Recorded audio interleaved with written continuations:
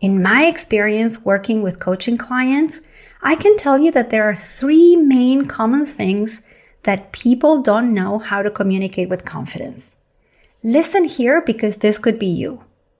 Number 1, asking for what you need. So maybe instead of asking for what you need, you drop hints about what you need so that the other person guesses what your needs are and then they suggest them. Number 2, not setting boundaries, not feeling confident saying no.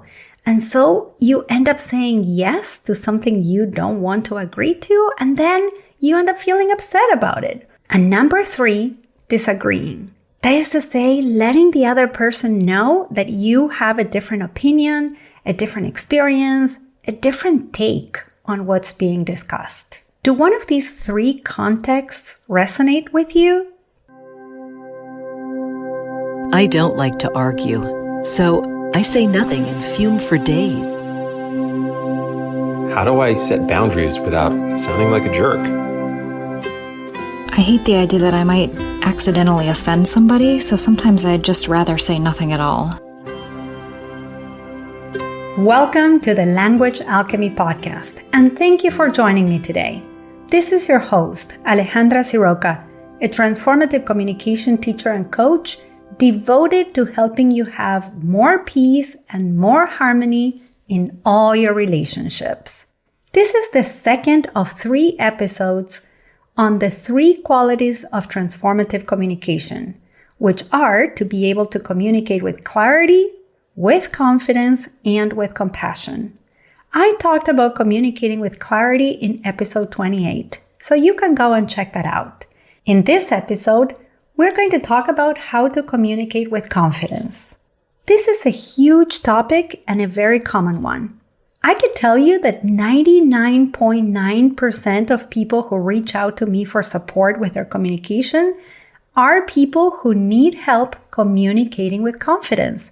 However, when I have an initial conversation with people to find out what they need and if we are a good fit to work together, only a handful of people tell me they need to learn to communicate with confidence.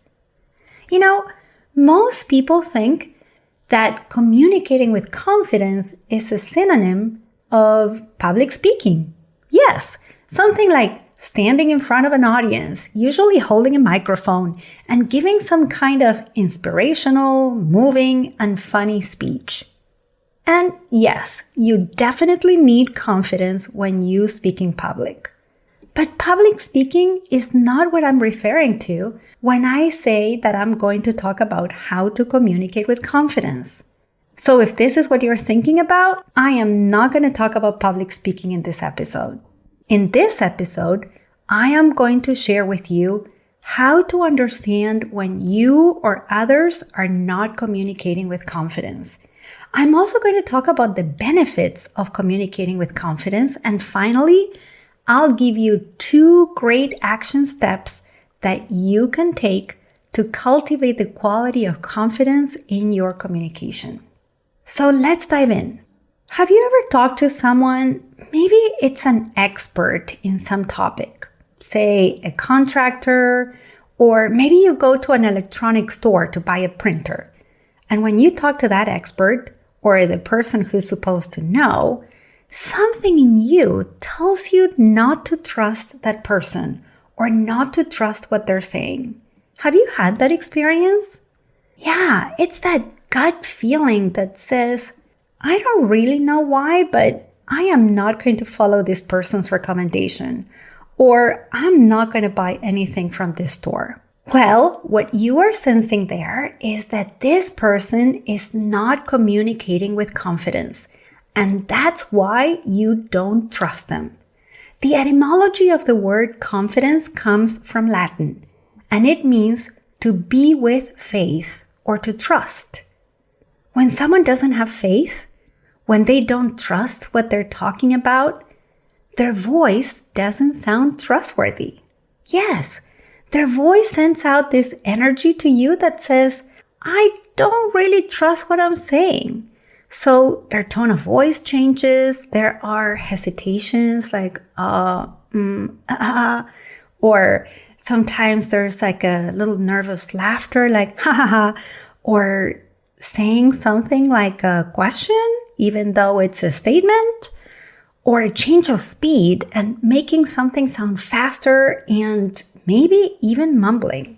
So when someone is not confident in what they're saying, when they don't have faith in what they're saying or in themselves saying what they're telling you, then you don't trust them.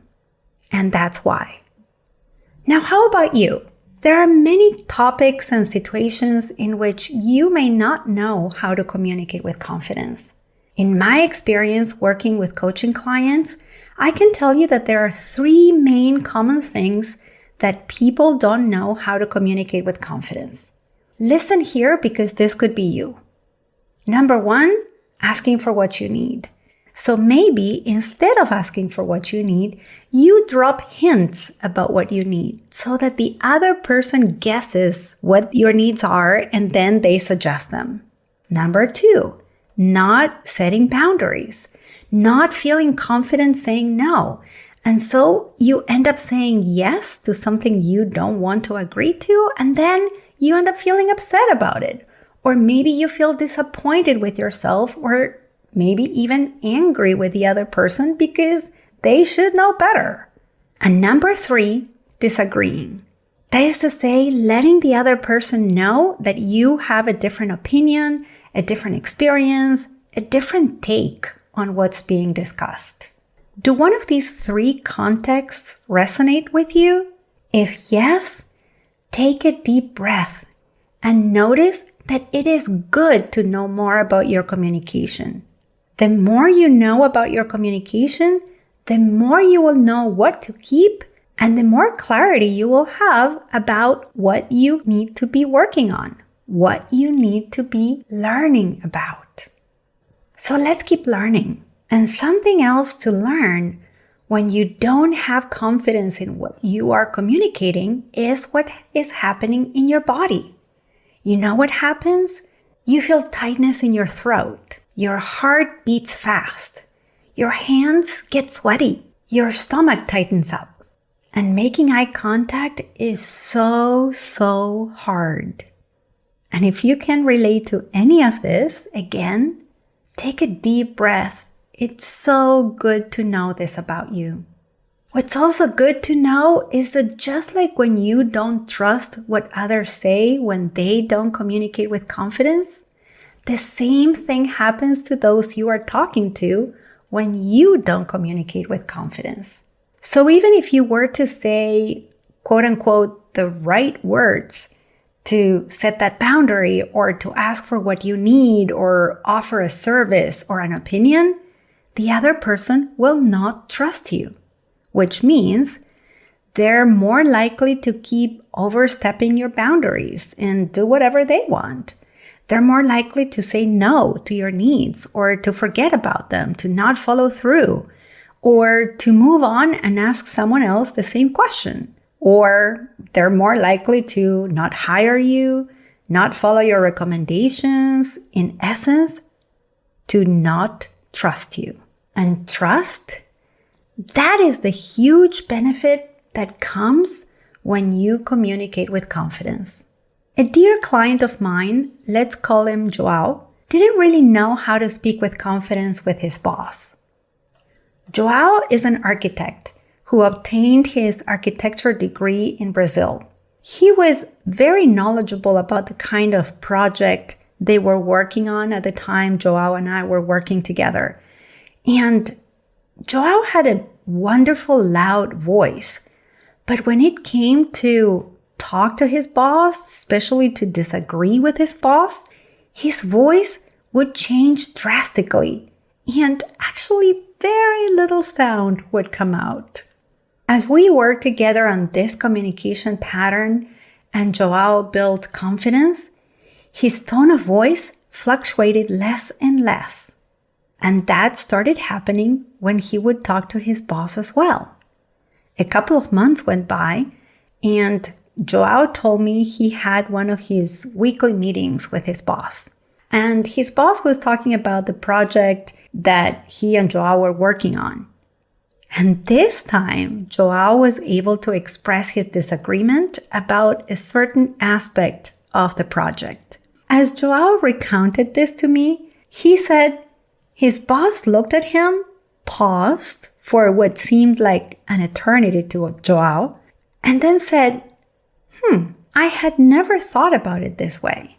When we have the meeting with the clients, I'd like you to take the lead in the meeting and explain to the clients what we're doing here. I'll be here to back you up. So see, this is what happens when you are able to communicate with confidence. Others are willing to listen, to follow, and to support you. Now, how can you do it? How can you communicate with confidence? Well, first, you need to be really honest with yourself and identify when, where, or with whom it is that you don't communicate with confidence. Then, you need to know what happens in these situations. You need to know how you lose your confidence and what happens in your mind, in your body, and in your voice. As I said before, it's really good to know this. So feel the goodness of knowing where, when, or with whom you need to cultivate more confidence.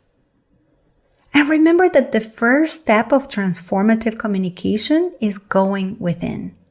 And after doing this, you are ready to take the first step to communicating with confidence, which is to fully believe that you are worthy of having the knowledge, or you are worthy of receiving what you're asking for, or what you would like to ask for. And if you want to take that next transformative step, then before you open your mouth, take a nice and long, deep breath all the way down into your belly center and let the sound of your request, your opinion, or your expression of boundary come from there, from the belly. My client Joao learned to transform his internal dialogue about his worthiness to have and to own an opinion. And this transformation in his internal dialogue helped him shift his perspective about his worthiness when it came to expressing his own opinion, even if his own opinion was different from the opinion of others, and even if that other was an authority. He also learned to work with his breath before he spoke so that his voice sounded steady, confident, and authentic, like the real him. Joao learned to do this, and you can too. Now, before we recap, I'd love for you to see an image of yourself communicating with confidence. And then I'd love for you to have a conversation with a friend in which you tell them how you learned to communicate with confidence.